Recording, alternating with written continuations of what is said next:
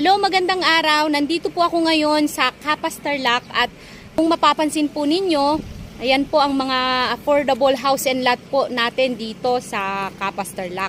Yan po ang tinatawag nating socialized townhouse at ang ating developer ay si Apex Homes.